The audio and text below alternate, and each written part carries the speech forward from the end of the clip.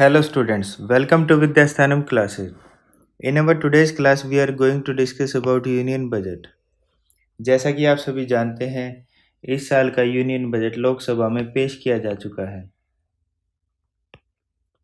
और इसे निर्मला सीतारमण जी ने पेश किया है।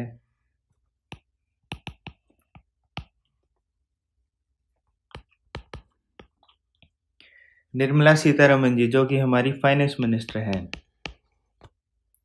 जैसा कि हमने अपनी पिछली वीडियो में डिस्कस किया था कि जो फाइनेंस मिनिस्टर होता है वही बजट को पेश करता है, और अगर आपने वो वीडियो नहीं देखी है तो हम उसका लिंक इस वीडियो के डिस्क्रिप्शन में डाल रहे हैं, आप ज़रूर देखिए।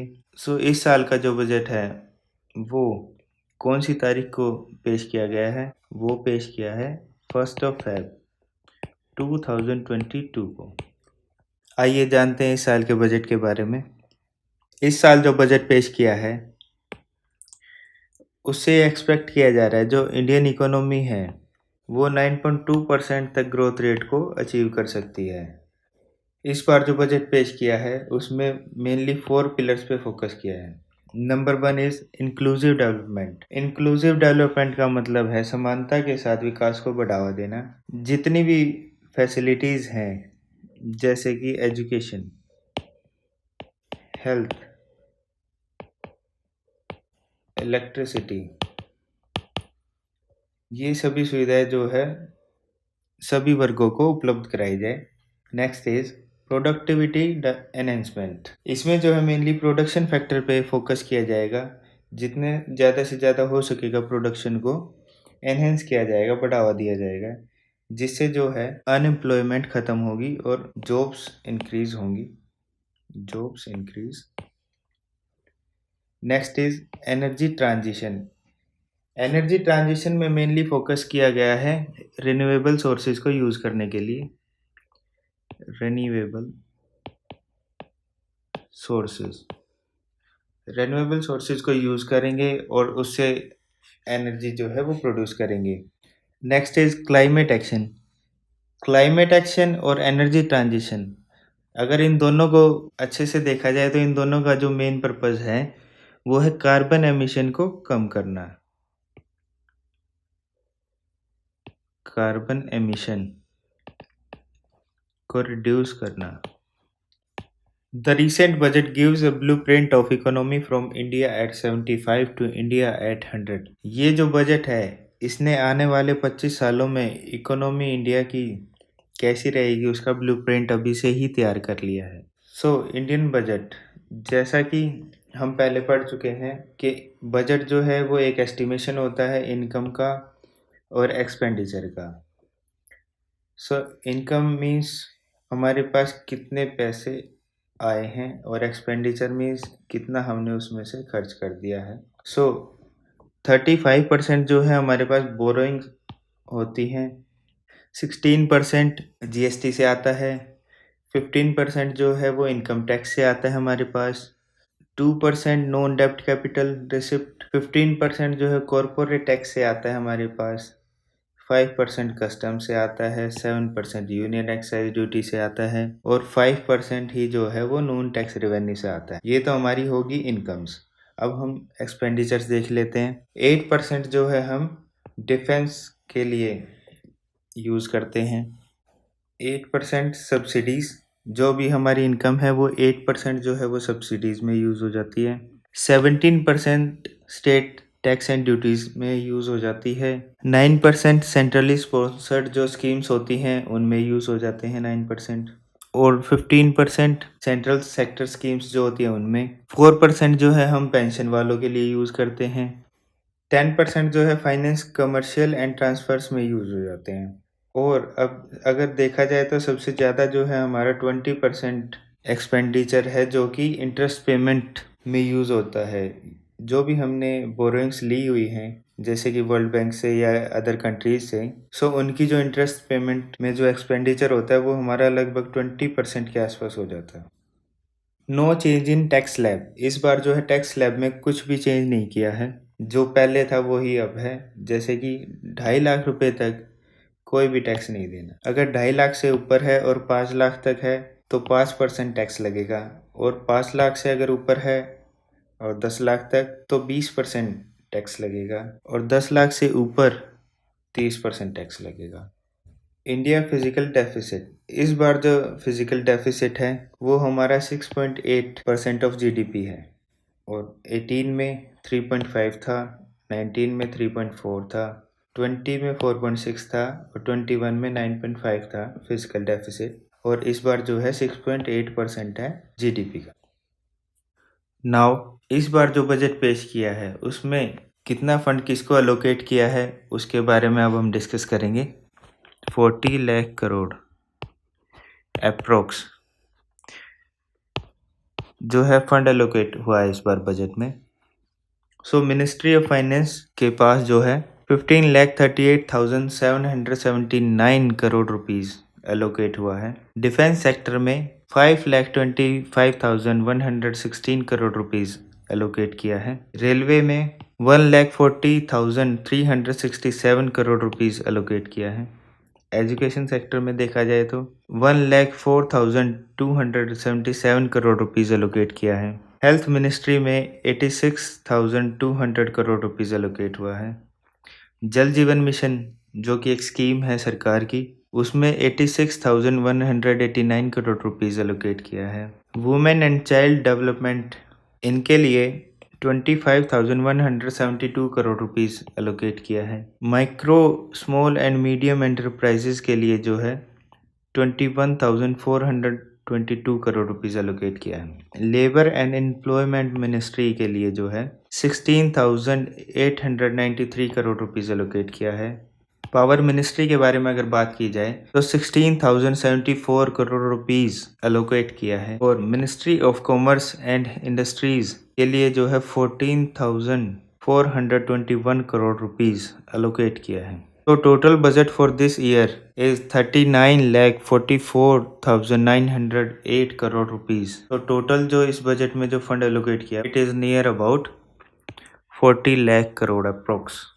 अब हम इंफ्रास्ट्रक्चर के बारे में बात कर लेते हैं। इस बार पीएम गति शक्ति नेशनल मास्टर प्लान के लिए जो है 20,000 करोड़ रुपीस एलोकेट किया है। तो आइए अब हम पीएम गति शक्ति योजना के बारे में जानते हैं।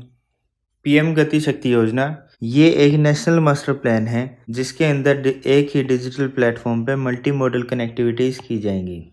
इसमें 16 मिनिस्ट्रीज़ को एक साथ कनेक्ट किया जाएगा और उनके कोऑर्डिनेशन में इम्प्लीमेंट किया जाएगा, सुधार लाया जाएगा, ताकि जितने भी इंफ्रास्ट्रक्चर कनेक्टिविटी प्रोजेक्ट्स हैं उन सभी को जल्दी से जल्दी पूरा किया जा सके। और ये जो 16 मिनिस्ट्रीज़ होंगी ये हैं जैसे कि railways, roadways, waterways, civil aviation etcetera. So इन सभी में जितने भी इंफ्रास्ट्रक्चर कनेक्टिविटी प्रोजेक्ट्स हैं उन सभी को जल्दी से पूरा किया जाएगा। इस योजना का जो मेन पर्पस है वो यही है कि जितने भी प्रोजेक्ट्स हैं उनको जल्दी से जल्दी पूरा किया जा सके। सो इसीलिए इसका नाम जो है गति शक्ति योजना दिया गया है। पीएम गति शक्ति will incorporate the infrastructure schemes of various ministries and state governments. जितनी भी इंफ्रास्ट्रक्चर स्कीम्स हैं मिनिस्ट्रीज की और स्टेट गवर्नमेंट्स की उन सभी को एक साथ लाया जाएगा और जल्दी से जल्दी पूरा किया जाएगा। जैसे कि Bharatmala, Sagarmala, inland waterways, dryland ports, उड़ान, इन सभी को पीएम गति शक्ति योजना के अंदर रखा जाएगा और जल्दी से जल्दी पूरा किया जाएगा। विजन ऑफ द स्कीम्स, इसमें जितने भी इकोनॉमिक जोन्स हैं जैसे कि textile cluster, pharmaceutical cluster, defence corridor, electronic park, industrial corridor, fishing cluster, agri zones, इन सभी को एक साथ कवर किया जाएगा और इनकी कनेक्टिविटी को इम्प्रूव किया जाएगा ताकि आने वाले समय में इंडियन बिजनेस जो है और ज़्यादा ग्रो कर सके। National highways network to be expanded by 25,000 kilometers. National highway का जो भी नेटवर्क है उसको 25,000 किलोमीटर और बढ़ाया जाएगा। National master plan on express way will be formulated. National master plan जो है वो एक्सप्रेस वे का उसको तैयार किया जाएगा, फॉर्मुलेट किया जाएगा ताकि आने वाले समय में इन एक्सप्रेस वेज को पूरा किया जा सके। 400 new generation Vande Bharat train to be manufactured in next 3 years. आने वाले 3 साल में 400 जो है वंदे भारत ट्रेन जो है मैन्युफैक्चर की जाएंगी और उनको चलाया जाएगा। 60 kilometre of rope way project under the पर्वतमाला प्रोजेक्ट। पर्वतमाला प्रोजेक्ट में 60 किलोमीटर का एक रोप वे तैयार किया जाएगा। Metro systems multi modal connectivity. Metro system में जो है मल्टी मॉडल कनेक्टिविटी की जाएगी और उसको बढ़ाया जाएगा। 100 गति शक्ति cargo terminals in the next 3 years. अगले 3 साल में 100 गति शक्ति कार्गो टर्मिनल्स बनाए जाएंगे। इसकी वजह से जो है इंपोर्ट एक्सपोर्ट को और ज़्यादा बढ़ावा दिया जाएगा। Now agriculture sector. Procurement of wheat, paddy, kharif, rabi crops benefiting over 1 crore farmers। wheat, paddy, खरीफ और रबी जैसी फसलों की खरीदारी की जाएगी जिससे जो है 1 करोड़ से ज़्यादा फार्मर्स को बेनिफिट होगा। 2.37 lakh crore towards direct payment for minimum support price. 2.37 lakh crore रुपए जो है डायरेक्ट पेमेंट की जाएगी एमएसपी के लिए। Chemical free natural farming to be promoted across the country. पूरी कंट्री में जो है केमिकल फ्री नेचुरल फार्मिंग को प्रमोट किया जाएगा। इस बार जो है मिलेट प्रोडक्ट्स पे जो है फोकस किया जाएगा। मिलेट प्रोडक्ट्स का मतलब है मोटा अनाज।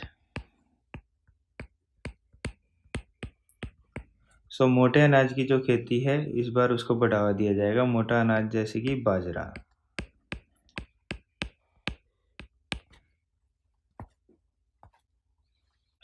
यूजिंग किसान drones for crop assessment and spraying of pesticides. इस बार जो है ड्रोन्स का यूज़ किया जाएगा क्रॉप असेसमेंट के लिए, जिसको कि किसान ड्रोन बोला गया है। और पेस्टिसाइड्स के लिए जो स्प्रे होता है उसके लिए भी इस बार ड्रोन्स का ही यूज़ किया जाएगा। पिक्चर में भी आपको दिखाया जा रहा है।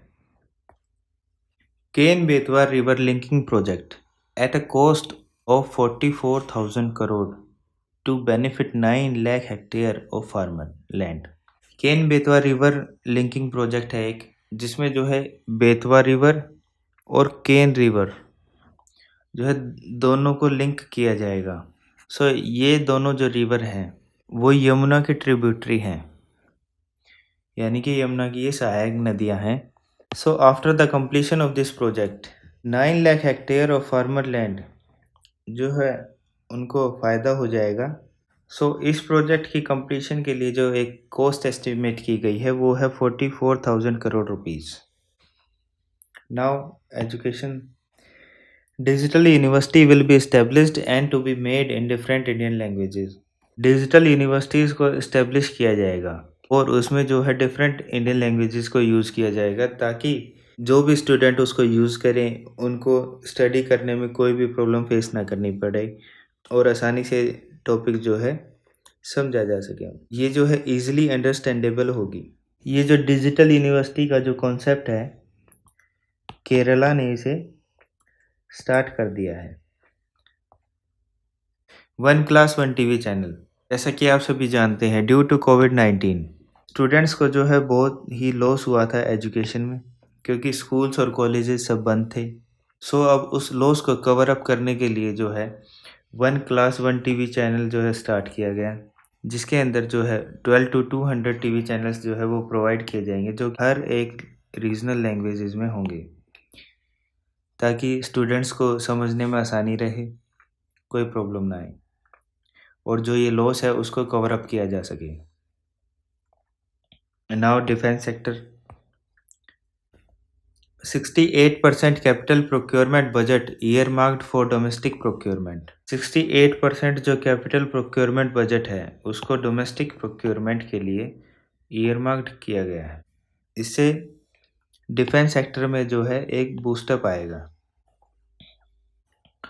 Developments on the digital front. जैसे कि आप सभी को पता है आजकल क्रिप्टो करेंसीज जो कि डिजिटल करेंसीज हैं, उनके लिए भी इस बजट में जो है नियम लाए गए हैं। RBI to introduce digital rupee using blockchain technology. RBI digital rupee को इंट्रोड्यूस करेगा आने वाले समय में और इसमें ब्लॉकचेन टेक्नोलॉजी का यूज़ होगा। ये जो है एक डिजिटल करेंसी कहलाई जाएगी। Digital currency. इंडिया में अभी तक कोई भी डिजिटल करेंसी लॉन्च नहीं हुई है और ये जो इंडियन रुपी जो आरबीआई लॉन्च करेगा ये फर्स्ट डिजिटल करेंसी होगी इंडिया की, करेंसी ऑफ इंडिया।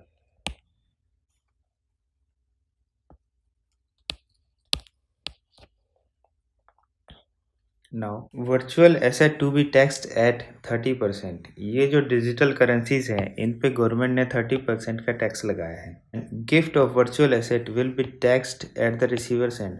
सो जो रिसीवर होगा उसके ऊपर इस टैक्स को लगाया जाएगा। Health and sanitation. National tele mental health program to be set up to focus on mental health. National tele mental health program जो है गवर्नमेंट ने स्टार्ट किया है ये प्रोग्राम। इसमें जो है मेंटल हेल्थ पे जो है मेनली फोकस किया जाएगा। जिनकी मेंटल हेल्थ जो है वो डिस्टर्ब्ड है सो उन पे फोकस किया जाएगा, उनका ट्रीटमेंट किया जाएगा। 60,000 crore allocated took over 3.8 crore house hold under her घर नल से जल। सो ये जो है जल जीवन मिशन या जल जीवन योजना हम इसको बोल सकते हैं, ये गवर्नमेंट ने स्टार्ट की थी ताकि जिन घरों में पानी नहीं है वहाँ पे पानी पहुँचाया जाए। इसीलिए जो है इसकी टैगलाइन है हर घर नल से जल। तो इसके लिए जो है गवर्नमेंट ने 60,000 करोड़ रुपीस जो है वो एलोकेट किए हैं, जिससे क्या होगा 3.8 करोड़ जो हाउस होल्ड्स हैं वहाँ तक पानी पहुँचाया जाएगा।